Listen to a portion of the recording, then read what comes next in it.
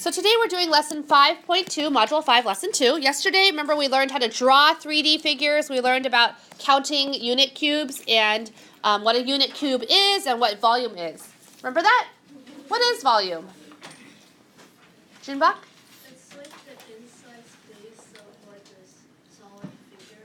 It's the amount of space a 3D figure takes up. And how many dimensions does a 3-dimensional figure have?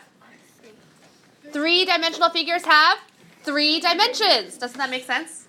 That's why it's called 3D.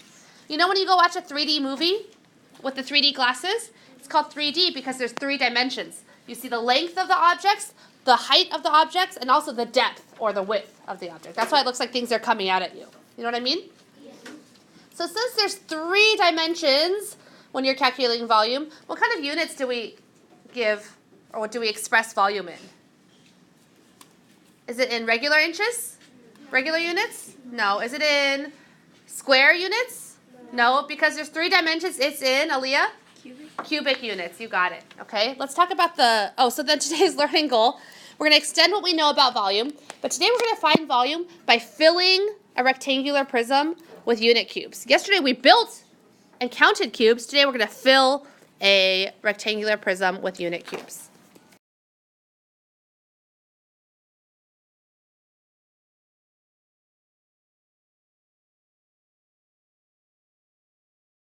I love the way you said that, Nishka. So volume is how much space a 3D object takes up, and area is how much space a 2D. There's only 2 dimensions, only length and width. Okay? Now, so if there's only 2 dimensions for area, what kind of units do we use for area? Everyone? Square units. And if there's 3 dimensions for volume, what kind of units do we use for volume? Cubic. Very good. Okay, what's the area of this rectangle? Aditya? 16 square feet. Very good. Next one, Alona. 20. 20 square feet. Make sure you say the units. Very good. What about this square? What's the area of this square? Sonia?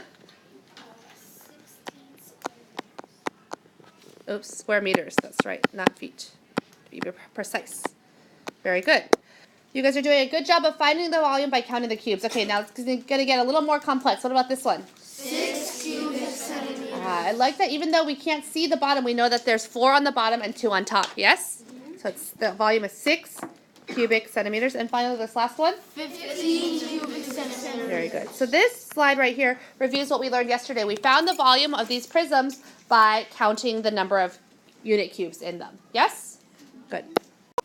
Is you have a new vocabulary word. Yesterday we had 3 vocabulary words, right? We had unit cube, cubic centimeter, and volume. Today our new vocabulary word is a net. A net is one of those English words that has lots of meanings. In math, what we use it to mean is an unfolded or flattened 3D shape. Do you guys see how these 2 nets right here, if I were to fold it up, it could become a 3-dimensional shape? Yeah.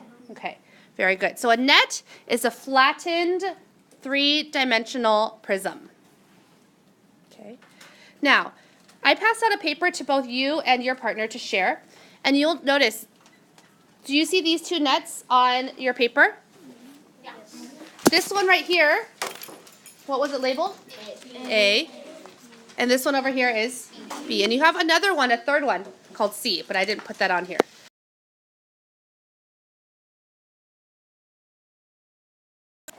Okay, now as we know, the darkened part is going to be the bottom layer. So don't even cut it out right now. Just put unit blocks to fill the bottom layer. Go. Ben, how many blocks did it take to fill the bottom layer? 16 unit cubes. Now, once you fold it up, imagine folding up those sides. How many floors will your cube have? 3. Because if we look at the sides, do you guys see how there will be 3 floors? How many cubes are in one floor? 16. So how many more layers of 16 will you need to have? 2 more for a total of 3, huh? So the volume might be, we know the bottom has 16 cubes. We're going to have 3 floors of it. What do you think the volume will be? 48. 48 cubic centimeters. Okay, go ahead and fold up your net and see if you were right.